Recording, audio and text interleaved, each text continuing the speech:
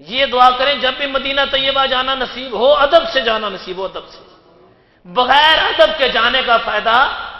نبی پاک علیہ السلام کی بارگاہ میں جانا، اللہ سے دعا کریں اللہ سعادت عطا فرمائے، لیکن ساتھ محبت کے، محبت کے بغیر جانے کا فائدہ۔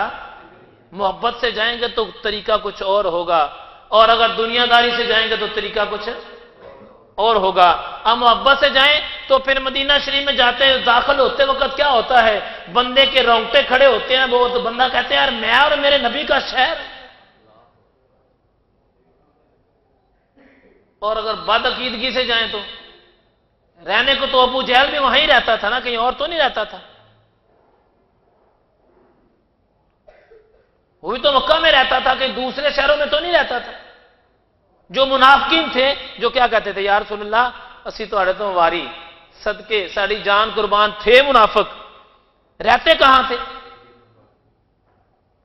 مکہ میں بھی رہتے تھے اور مدینہ میں بھی رہتے تھے، اس میں کوئی شک تو نہیں ہے۔ اس کی میں چھوٹی سی آپ کو مثال دے دوں، مثال تو بڑی عجیب سی ہے۔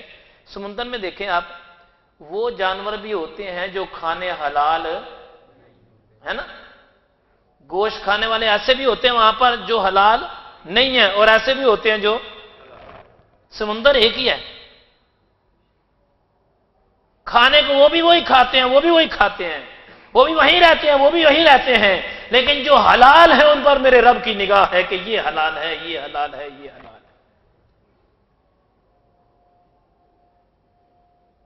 تو مدینہ طیبہ میں جانا یہ سعادت کی بات ہے۔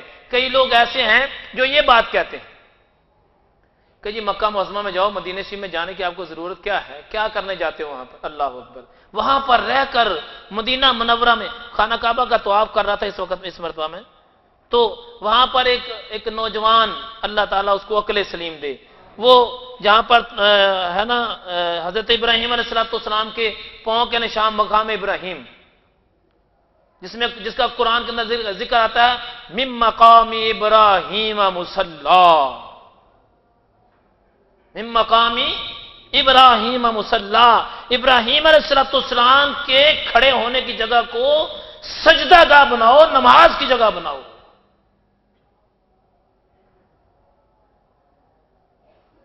اب وہاں پر سامنے کعبہ، بابا جی کوئی 10 فٹ کے فاصلے پر کعبہ، اور وہاں پر وہ مقام ابراہیم، قرآن اعلان کرتا ہے کہ وہاں پر سجدہ کرو، حالانکہ چاروں طرف آپ وہاں پر سجدہ کر سکتے ہیں، حکم تو یہ ہے کہ کعبے کے چاروں طرف سجدہ کرو، لیکن یہاں پر قرآن اعلان کرتا ہے جہاں پر ابراہیم علیہ السلام کے قدم ہیں وہاں پر پھر جب طواف مکمل کرو تو حکم ہے کہ مقام ابراہیم پر 2 نفل ادا کرو۔ جب کعبے کا طواف مکمل کرو تو حکم ہے کہ وہاں پر 2 نفل، حالانکہ بابا جی کعبے کے چاروں طرف سجدہ کرو، وہاں اندر کعبے کے وہاں پر رہ کر یہ حکم ہے کہ ابراہیم علیہ السلام کے قدموں کی جگہ کو اپنی سجدہ گاہ بناؤ۔ اچھا قدم کس کے بتائیں ذرا؟ کیا ابراہیم علیہ السلام کو اللہ نے پیدا نہیں کیا؟ کیا وہ ظاہری طور پر جو جسم تھا کیا انسانوں کی طرح نہیں تھا؟ وہاں پر ان کا کھڑا ہونا اور سجدہ کس کو کرنا؟ رب کو کرنا، حکم ہے کہ جہاں میرا ابراہیم کھڑا ہوا ہے وہاں سجدہ کرو۔ ثابت کیا ہوا؟ ثابت یہ ہوا اللہ جب کسی کو پسند کرتا ہے اس کی ادا کو اپنی عبادت بنا دیتا ہے، اپنے بندے کی ادا کو وہاں کھڑے ہوئے، اس کے علاوہ تو کچھ نہیں کیا، کھڑے ہو کر کعبہ کی تعمیر کرائی۔ خانہ کعبہ اللہ پاک آپ سب کو جانا نصیب کرے۔ کعبہ کے اندر جب جائے نا تو کتنے دن تک، کتنے وقت تک تو بندے کو احساس ہی نہیں ہوتا میں اور کعبہ۔ وہاں دیکھ کر بندہ سوچتا رہتا ہے مالکہ میں کہاں میں کہا کرتا تھا منہ میرا طرف کعبے سے، آج میں کعبے کے سامنے کھڑا ہوں۔ بندہ کبھی اپنے اعمال کو دیکھتا ہے، کبھی کعبے کو دیکھتا ہے، کبھی کعبے کی تجلیات کو دیکھتا ہے، کبھی اپنے گندے نامہ اعمال کو دیکھتا ہے، کبھی کعبے کے غلاف کو دیکھتا ہے، کبھی کعبے کے دروازے کو دیکھتا ہے، کبھی مقام ابراہیم کو دیکھتا ہے، کبھی حجر اسود کو دیکھتا ہے، کبھی پرنالہ رحمت کو دیکھتا ہے، کبھی اپنے نامہ اعمال کو دیکھتا ہے۔ وہ کعبہ جن کو میرے مصطفیٰ نے بھی آنکھوں سے دیکھا، اللہ ہے وہ کعبہ جن کو میرے نبی علیہ الصلوۃ والسلام نے اپنے سر کی آنکھوں سے دیکھا، وہ کعبہ جس کو ابراہیم علیہ الصلوۃ والسلام نے بھی دیکھا،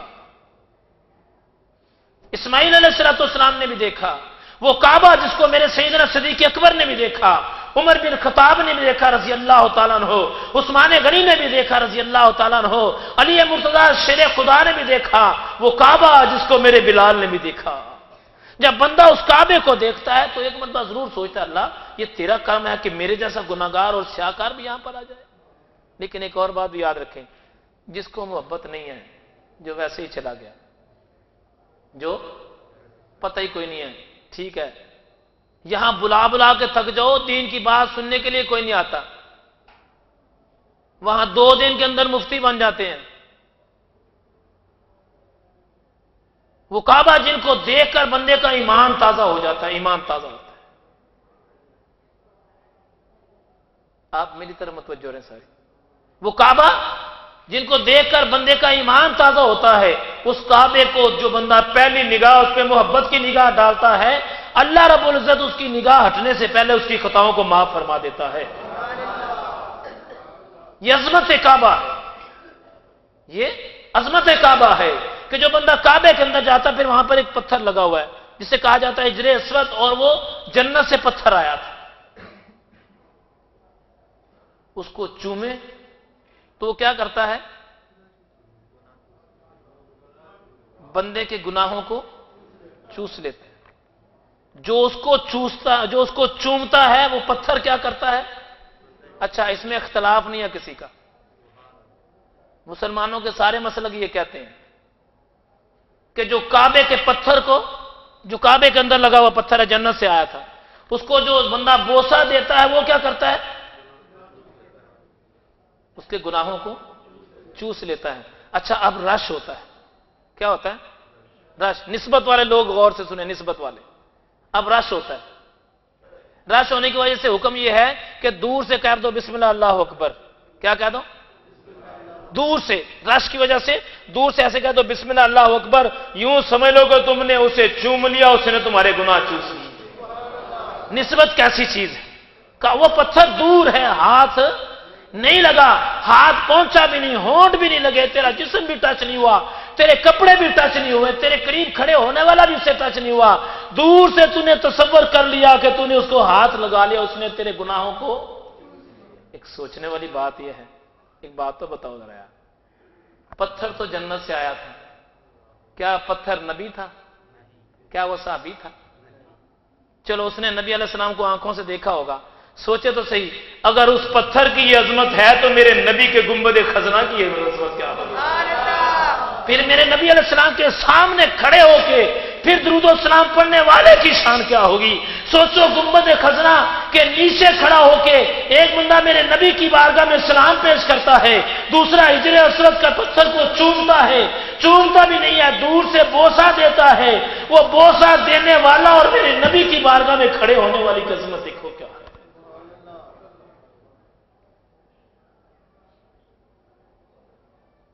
اور اس پتھر کے بارے میں سنیں، حضرت عمر رضی اللہ تعالیٰ فرماتے ہیں، اے پتھر میں تجھے کبھی بوسہ نہ دیتا، اللہ، اے پتھر میں تجھے کبھی بوسہ نہ دیتا کیونکہ تو ایک پتھر ہے۔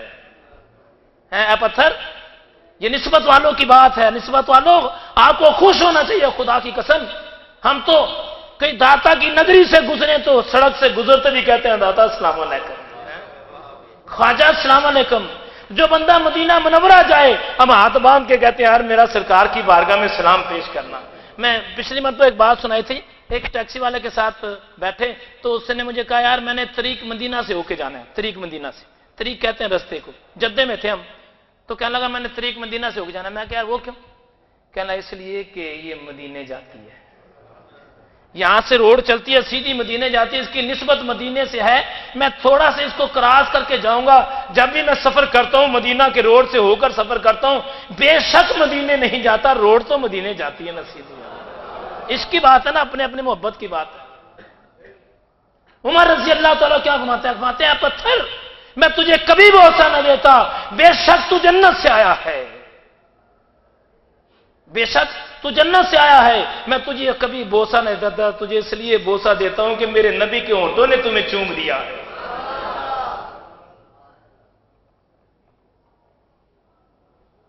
साबित क्या हुआ भाई, ये जो खाना काबा के अंदर और जो काबा के अंदर पत्थर लगा हुआ है ना, काबा की बिल्डिंग के जो एक कमरा सा बना हुआ है ना काबा शरीफ, उसके अंदर जो पत्थर लगा है करीब एक पहाड़ी है, साथ ही 10 मिनट पैदल चले उसे कहा जाता है जबले काबा। वहां से पत्थर लाकर उसे लगाया गया काबे के पत्थर को, जिससे काबा तमीर हुआ। कोई पत्थर वो कहीं और से नहीं आया था, दूर से नहीं लाए थे। इल्मी बात है, आपको इल्म होना चाहिए जिन्होंने नहीं देखा मदीना मक्का मुअज़्ज़मा, कि वहां करीब एक जबले काबा पहाड़ी है, करीब 10 मिनट का रास्ता या 15 मिनट का होगा। अगर पैदल चले जाएं तो 20 मिनट का रास्ता होगा। वहां से एक पहाड़ी थी, वहां से उसको पत्थर ला कर तराश कर उससे काबा बनाया, तमीर की काबे की। अब सोचें, वो एक पहाड़ी है, वहां से पत्थर लेके आए। पहले इसका मकाम कुछ और था, जब काबे की बिल्डिंग इसका नाम काबा हो गया तो फिर इसका मकाम, फिर कुरान फरमाता है कद नरा तक़ल्लुब वजहिका फिस समाई फलनुवल्लियन्नका क़िबलतन तरदाहा। ऐ मेरे महबूब अलैहिस्सलाम, सबको फरमा दो कि क़यामत तक जितने आने वाले लोग हैं, जब तक इस काबे की तरफ मुंह करके नमाज नहीं पढ़ेंगे उनकी नमाज नहीं कबूल होगी।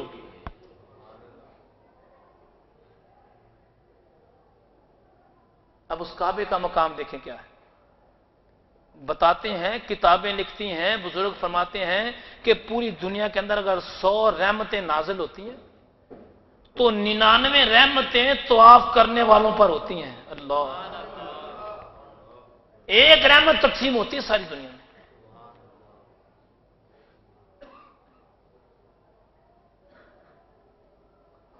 और सोचे जरा, हजरत उस्मान गनी ने फरमा दिया कि मैंने काबे का तवाफ नहीं करना जब तक मेरे नबी तवाफ नहीं करेंगे। अल्लाह,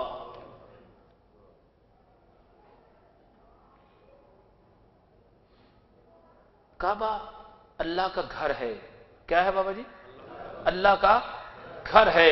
लेकिन इस बात को याद रखें कि अल्लाह का घर है, जो उसका तवाफ करता रहा उसके गुनाह माफ होते हैं। वो मुझे एक बात याद आ गई, हजरत अबू हुरैरा रज़ी अल्लाह तआला ने इसको नकल किया है। आशिकों की बात अलग होती है ना।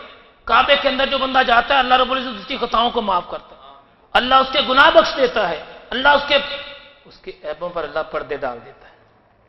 अच्छा, अगली बात भी सुने, जो काबे जाता है हम उसे क्या कहते हैं भला? यार बड़ी मेहरबानी, मेरे लिए दुआ करना जाके, कहते हैं कि नहीं कहते? क्या तेरी मेहरबानी, मेरे लिए दुआ करना, तो अल्लाह के घर में जा रहा है। अब सोचने वाली बात यह, वहां पर प्रोग्राम हुआ, एक महफिल हुई वहां पर, तो मैं साथियों से बयान कर रहा था, मैं कहा देखो यार, सारी उम्र हम लोगों से कहते रहे हमारे लिए दुआ करना, आज लोगों ने हमें कहना शुरू कर दिया हमारे लिए दुआ करना। अल्लाह, काबे की अजमत देखें, काबे की निस्बत देखें क्या चीज है।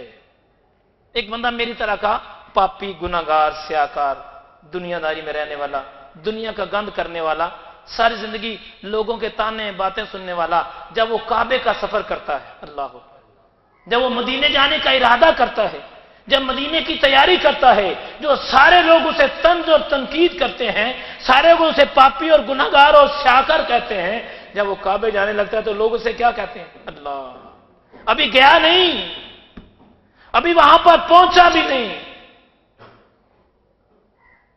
अभी सफर के लिए तैयारी की है। लोगों ने क्या कहना शुरू कर दिया? जो खुद स्याकार था, लोगों ने कहना शुरू कर दिया, यार मेरे लिए दुआ करना, अल्लाह मुझे भी माफ कर दे। अल्लाह, ये कर्म की बात नहीं है, ये बड़ी ताज़ीम और कर्म की बात है। ये काबा की अजमत है कि जो काबे में दाखिल होता है, अल्लाह उसके